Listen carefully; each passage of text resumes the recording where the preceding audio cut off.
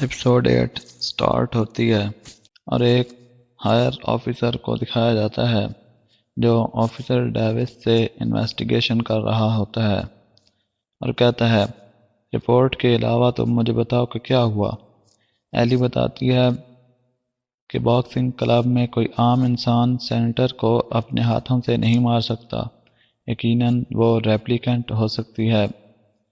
Officer اس سے next کہتا ہے تو ڈیوس بتاتی ہے کہ میں نے سلور لیک میں ڈروو نامی ایک آدمی سے انفارمیشن لی تھی۔ اس نے کہا تھا کہ ہم نے اس لڑکی کے ساتھ مس بیہیو کیا تھا تو اس نے واپس آ کر ہمارے باس کو کل کر دیا اور ہمیں بھی زخمی کیا تھا۔ اور آفیسر ڈیوس کہتی ہے کہ میں نے یہ رپورٹ چیف کو دی تھی لیکن چیف نے یقین نہیں کیا۔ دوستوں، اس سے آگے وہی کچھ دکھایا اور بتایا جاتا ہے جو ہمیں گزشتہ ایپیسوڈز میں بتایا جا چکا ہے، لہذا میں اسکپ کرتے ہوئے آگے چلتا ہوں۔ تو آفیسر ڈیوس کہتی ہے پہلے عام ریپلیکنٹس بنتے تھے جو کہ صرف زندہ رہنا چاہتے تھے اور ان کی لو پروفائل تھی، لیکن یہ ریپلیکنٹ عام نہیں ہے۔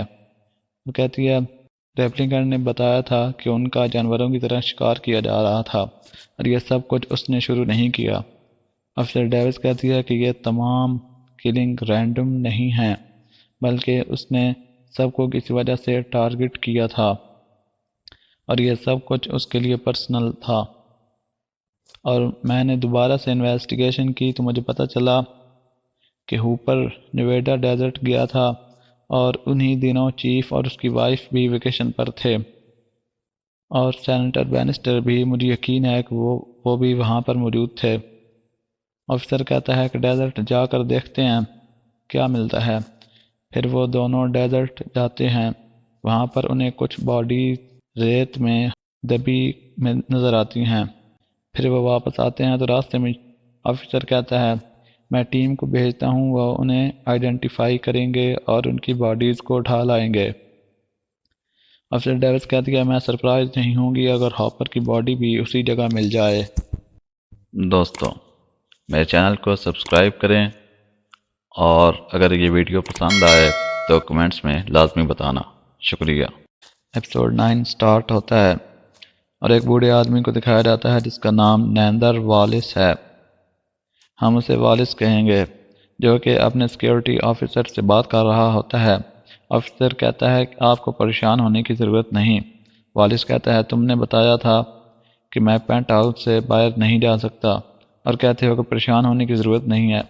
آفیسر کہتا ہے کہ ہم ریپلیکنٹ کو آپ تک پہنچنے نہیں دیں گے، ہم آپ کی حفاظت کریں گے۔ پھر والیس کا بیٹا آتا ہے اور پوچھتا ہے کہ کوئی پریشانی ہے کیا؟ والیس کہتا ہے تمہارے بنائے گئے ایک ماڈل نے ڈاکٹر ایم کو کل کر دیا ہے اور اسے اب میرا نام معلوم ہو چکا ہے، اور تم نے کہا تھا سب کنٹرول میں ہے۔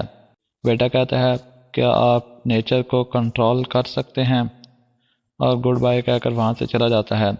پھر ایلی کو دکھایا جاتا ہے جو جے کے پاس آتی ہے۔ جے کہتا ہے مجھ پر ٹرسٹ نہیں ہے تو واپس کیوں آئی ہو؟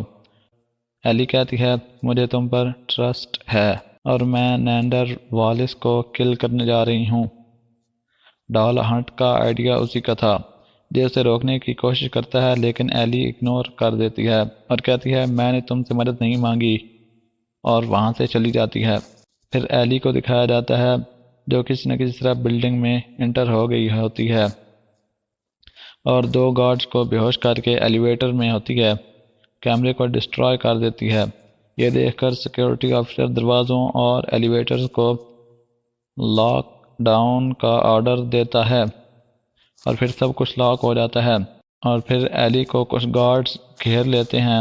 وہ ان سے فائٹ کرتی ہوئی کسی نہ کسی طرح پینٹ ہاؤس کے سامنے پہنچ جاتی ہے، اور جیسے ہی وہ اپنا ہاتھ فنگر پرنٹ والی ڈیوائس پر رکھتی ہے کمپیوٹر کی آواز آتی ہے ویلکم نیندر والیس جونیئر۔